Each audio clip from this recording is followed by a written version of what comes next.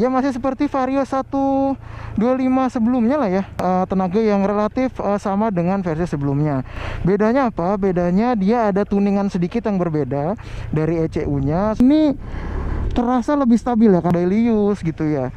Dan untuk di kelas ini memang kan kelasnya lebih rame gitu yang make ya.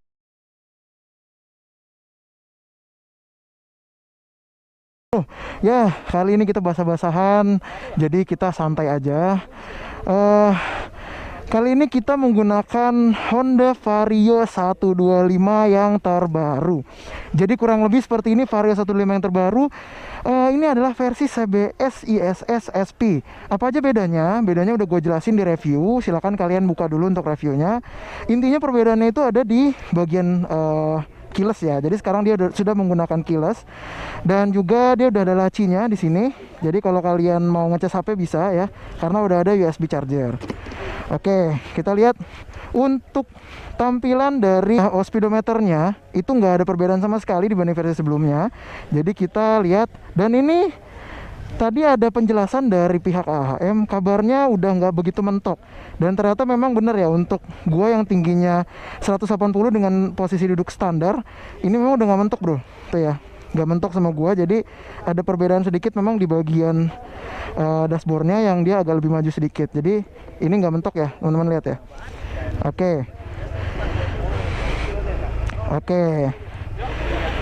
Oke, kita mulai dulu, baru nanti kita foto-foto ya. Kita naik Honda Vario 125 terbaru. Nah ini buat teman-teman yang tanya, selain perubahan ada di desain body, dia juga ada perubahan lain di sektor mesinnya teman-teman ya. Untuk mesinnya dia sama, masih menggunakan 125 cc 2 valve ya, dengan tenaga yang relatif sama dengan versi sebelumnya. Bedanya apa? Bedanya dia ada tuningan sedikit yang berbeda dari ECU-nya supaya mengakali, karena motor ini kabarnya sedikit lebih berat. Nah untuk tenaganya ya masih seperti Vario 125 sebelumnya lah ya.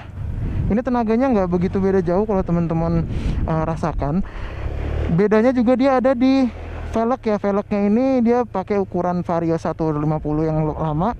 Jadi dia pakai velg palang 5, dan untuk bannya sendiri dia menggunakan ukuran 90/80 di depan dan 100/80 di belakang. Jadi untuk bannya sendiri memang ini dia besar. Secara traksinya dia lebih bagus nih teman-teman yang gua rasain ya. Oke. Nah ini gue pelan-pelan karena jalanannya licin, jadi gue nggak bisa terlalu ngebut. Ini gue takutnya kalau nginjek ini jadi jatuh ya. Jadi kita pelan-pelan aja sambil ngerasain gimana sih rasanya bawa Vario 125 ini. Putaran pertama, untuk dibawa nikung-nikung ini terasa lebih stabil ya, karena dia menggunakan ban yang lebih besar. Dia menggunakan ban depan itu lebih besar dan belakang lebih besar, sehingga dia lebih stabil. Makanya tadi AHM bilang mereka melakukan tuning ECU yang baru gitu teman-teman ya, supaya untuk mengakali mesinnya yang memang masih sama. Mesinnya belum 4 valve, masih 2 valve ya. Kenapa sih AHM pilih ya untuk menggunakan mesin yang sama? Karena kabarnya menurut researchnya mereka sendiri, mesin ini tuh masih bisa diandalkan. Dan untuk mesin itu sebenarnya masih sangat oke untuk daily use gitu ya. Dan untuk di kelas ini memang kan kelasnya lebih rame gitu yang make ya. Jadi secara penjualan pastinya bisa lebih banyak dengan mesin yang lama, nggak ada perbedaan. Sehingga ya kurang lebih seperti itu teman-teman alasannya. Oke. Cuma 2 putaran ternyata, tapi nggak apa-apa, nanti kita balik lagi.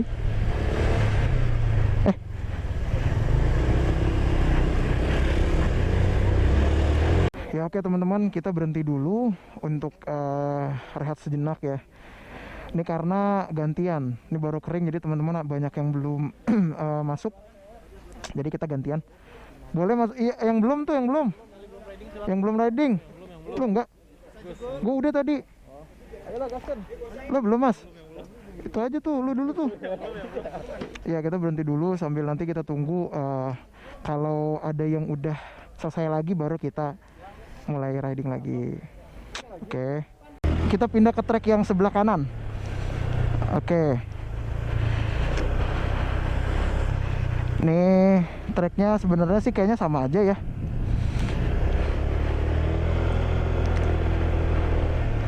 pindah ke trek yang sebelah kanan. Rangkanya confirm nggak ada perbedaan ya dari versi sebelumnya. Jadi perbedaannya tadi ada di bodi sedikit di bagian kiri dan kanannya, dan di bagian depan ya ada perbedaan sedikit. Nah ini kita rasakan dulu. Gue nggak berani kenceng-kenceng karena licin, takut kepelisit. Oke. Ya memang kalau untuk handling nggak ada perubahan yang banyak, cuma karena bannya dia lebih besar, jadi overall sih memang sedikit lebih nurut dibanding versi sebelumnya ya. Nih, oke kita ada straight sedikit. Ya karena dua valve kita nggak bisa merasakan jambakan yang oke gitu ya di putaran bawah, tetap kayak dua valve seperti sebelumnya, nggak kayak Vario 160 ya yang kerasanya tuh memang beda, jauh beda dibanding Vario 150 sebelumnya. Untuk mesin sih sebenarnya ya ini nggak begitu banyak perubahan sih ya untuk mesin ya.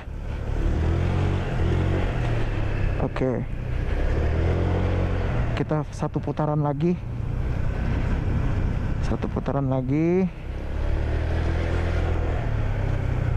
Kita satu putaran lagi. Pelan-pelan aja biar enak ya kan. Oke, tutup dulu kamera biar gaya sama yang motoin. Oke. Ya untuk spionnya dia ada perubahan sedikit di bagian bolnya ya, atau di bagian sini nih, di bagian ujungnya. Dan memang kalau untuk penglihatan ke belakang dia cukup jelas karena dia memang lebar ya, dan nggak berasa terlalu terlalu caplang seperti sebelumnya. Ini enak dilihat ke belakang tuh, walaupun kalian punya badan yang besar. Dan Vario sekarang sudah nggak begitu mentok lagi teman-teman ya. Jadi ini gue 180 tingginya ya, karena pakai protektor agak mentok sedikit, cuma memang nggak begitu mentok banget gitu ya. Masih agak sempit, cuma nggak mentok sih, jadi masih relatif aman kalau menurut gue. Tinggi 180 ya, ini kurang lebih seperti ini. Oke, sudah test ride. Nah untuk pijakan kakinya, dia untuk kaki ukuran 45-46 ini masih aman, masih luas space-nya. Jadi buat kalian yang pakai kaki 45-46 tuh ya masih cukup aman lah. Oke, sudah 2 putaran, kita akan berhenti dulu untuk istirahat dan kita akan lihat lagi nanti. Oke, seperti ini ya Vario 125 terbaru ya, dengan spesifikasi yang nggak banyak berubah. Kalau menurut gua sih ini bisa menjadi steal deal banget ya, maksudnya bisa jadi idaman juga nih bagi banyak orang nantinya ya teman-teman ya. Oke, selesai akhirnya kita ya udah nyobain yang kiri dan kanan. Sekarang kita mau berhenti dulu untuk gantian sama yang lain. Oke teman-teman. Oke, jadi kesimpulannya seperti apa? Untuk Vario 125 ini dia memiliki mesin yang sama, rangkanya juga sama, lalu untuk desainnya juga sama, keseluruhannya dari mulai bagian belakang sampai depan itu sama.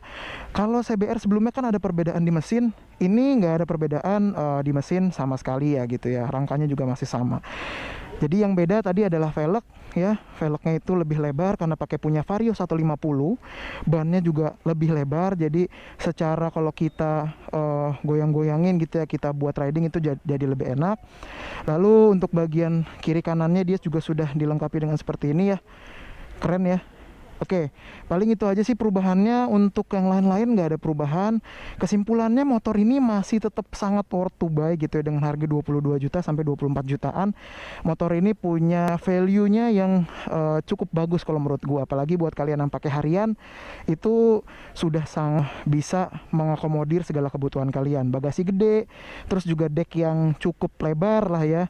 Terus juga dia sekarang udah bisa ngecas HP. Dan motor ini juga irit di kelasnya ya, 125 cc, dan kalau buat nenggak-nenggak pertalite ya masih bisa lah ya. Oke, itu kesimpulannya teman-teman. Terima kasih yang udah nonton. Jangan lupa tonton video gue yang lainnya, ada juga di YouTube gue di Indoride. Jadi teman-teman yang udah nonton silakan komen di bawah ya, like dan juga share dan subscribe. Semoga bisa kita bikin video yang lebih baik lagi. Oke, terima kasih teman-teman. Sampai bertemu video selanjutnya. Bye.